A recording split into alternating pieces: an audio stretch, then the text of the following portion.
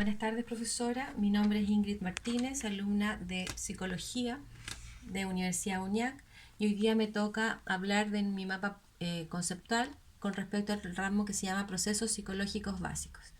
En primer lugar, voy a hablar qué es lo que son los procesos psicológicos básicos.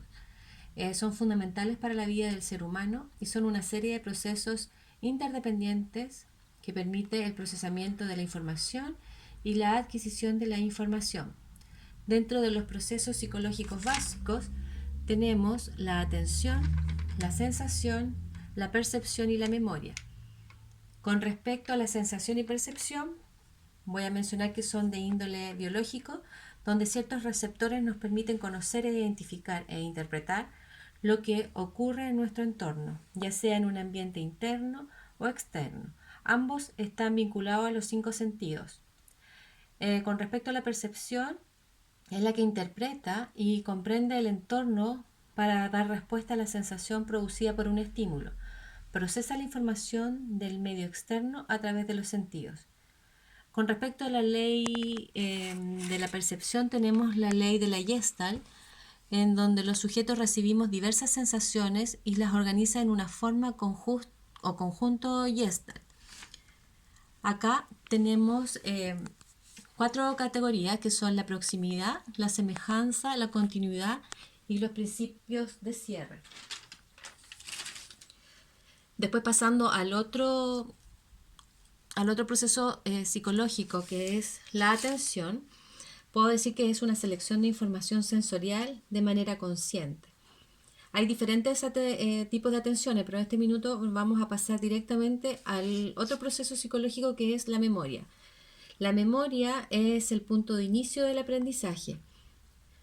La memoria es la facultad de traer información del pasado al presente, dándonos un significado hoy, en el día de hoy o futuro. Con respecto a los tipos de memorias, tenemos la memoria sensorial, tenemos la memoria a corto plazo o memoria de trabajo, tenemos la de largo plazo y la procedimental. La procedimental puedo decir que como ejemplo tenemos cuando aprendemos a andar en bicicleta o cuando aprendemos a cocinar. Son memorias que no necesitan seguir algún paso a paso. Todo lo que somos es memoria, sin ella no tenemos identidad. Después vamos a pasar a la segunda unidad, donde vimos todo lo que es el aprendizaje y la inteligencia.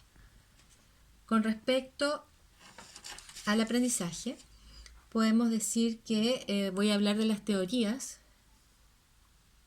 conductistas, donde se menciona a Iván Pavlov con el condicionamiento clásico, en el cual se condiciona a animales y personas a responder de manera diferente a estímulos que antes no provocaban respuestas. Con respecto al condicionamiento operante, tenemos a Skinner, en el cual el comportamiento serían las consecuencias las que determinan la conducta positiva o negativa. Y con respecto a Bandura, tenemos el aprendizaje por observación, donde la manera más eficiente de aprender es a través de la observación, ya que quien aprende lo está haciendo mirando o imitando la experiencia de otros. Con respecto a las teorías conductistas del aprendizaje, el interés o motivación del sujeto por aprender estaría guiado por impulsos o instintos tales como el hambre o la sed, por los resultados de la conducta, tales como obtención de premios entendidos como refuerzo y las sanciones entendidas como castigo. Con respecto a las teorías cognitivas, tenemos que el ser humano como aprendiz es un buscador y procesador activo de información. Tenemos algunas de ellas como la teoría de Piaget, que desarrolla la teoría denominada epistemología genética, estudio de los mecanismos básicos del desarrollo cognitivo. Propone que el conocimiento no se logra netamente por la interiorización del entorno social, sino que impera la construcción realizada por el propio sujeto. El aprendizaje estaría determinado por el nivel de desarrollo en que se encuentra el ser humano. Por ende, existirían limitaciones evolutivas relacionadas con la edad y la experiencia de vida. En cuanto a Vygotsky, él propuso una aproximación distinta a la relación entre desarrollo y aprendizaje, donde el aprendizaje se compone la base para el desarrollo y lo empuja.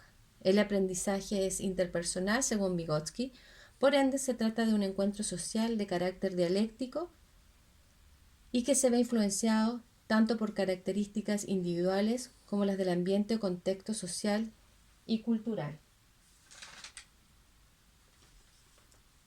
Después, en el tercer punto, vamos a pasar a la emoción, la motivación y en la unidad que fue tratada desde la mirada afectiva. Tenemos la emoción, la motivación y la personalidad. Con respecto a la emoción, es una reacción subjetiva al ambiente que posee una base biológica, hormonal y neuronal, influida por la experiencia y que permite adaptarse adecuadamente al entorno. Existen emociones primarias y emociones secundarias. Con respecto a las emociones primarias tenemos la tristeza, la alegría, el miedo, la rabia. Y con respecto a las emociones secundarias tenemos la envidia, la vergüenza y la culpa. Con respecto a las motivaciones puedo decir que es el deseo de aprender. Eso con respecto a la motivación. Con respecto a la motivación, puedo decir que es el deseo de aprender. Está constituida por todos los factores capaces de provocar y mantener y dirigir la conducta hacia un objetivo determinado. Con respecto a la motivación, voy a nombrar algunas teorías. Por ejemplo, la motivación como proceso fisiológico. Los estados motivacionales, por ejemplo, serían el hambre, la sed, el dolor, que persisten hasta que el individuo realiza las conductas necesarias para restablecer la autorregulación alterada. Luego está la motivación extrínseca, que es la fuente que activa y moviliza y son los incentivos y las recompensas que emanan del exterior.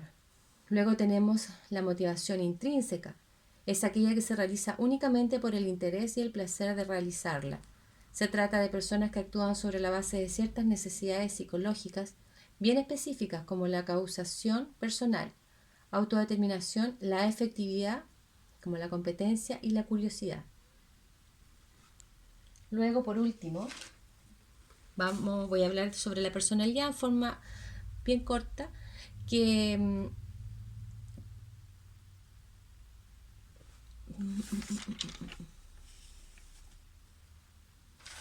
la personalidad entonces es la estructura dinámica compuesta de elementos psicológicos, emocionales, comportamentales y sociales.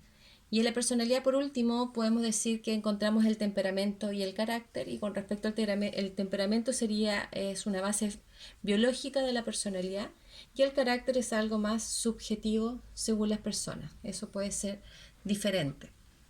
Eso sería, profesora, traté de minimizarlo lo más que pude y espero que me envíe la retroalimentación del trabajo. Hasta luego.